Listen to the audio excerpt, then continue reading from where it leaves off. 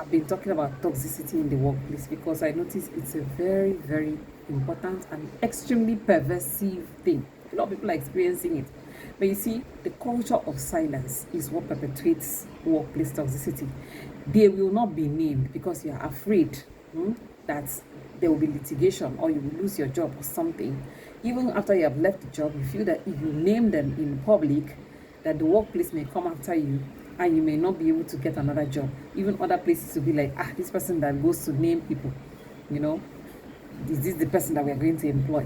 So that is the kind of culture of silence that makes it possible for a workplace to be toxic. Remember, it's not the chairs and the tables and the computers that are toxic. It is the human beings who are working in that place that make the place toxic. It is the interpersonal interactions that is laced with toxicity.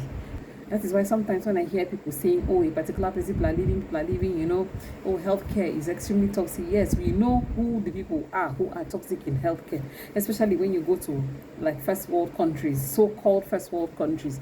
We know the people in the workplace who are toxic. We know the demographic characteristics of the people who perpetuate toxicity in the workplace, but nobody talks about it. Everybody just does hush hush. Nobody really addresses it. Everybody just says, burn. No, you're not burning out. There are people who have constituted themselves as gods in workplaces and are causing problems for everybody in so many different places. So it is the people who are there.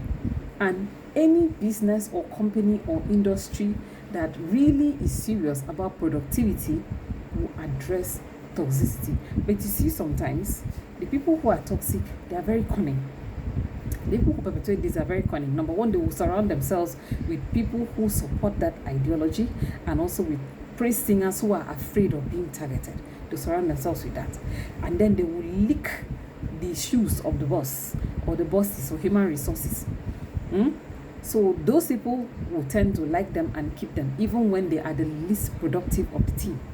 So they, knowing that they have endeared themselves to the bosses and they have this association of people who cannot have a spine of their own, they now can sit down and then attack those who are actually the proper performers at work.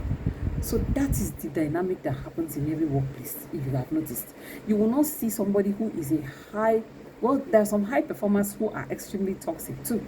There are high performers who are toxic because some of them may not necessarily be toxic per se. They maybe because they are just emotionally high strung and they just want things to be done a certain way and all of that, and then it comes across as toxicity. But I'm talking about the real toxicity itself. It is always perpetuated by the non-performers.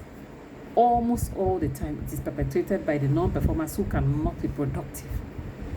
So how do you deal with this?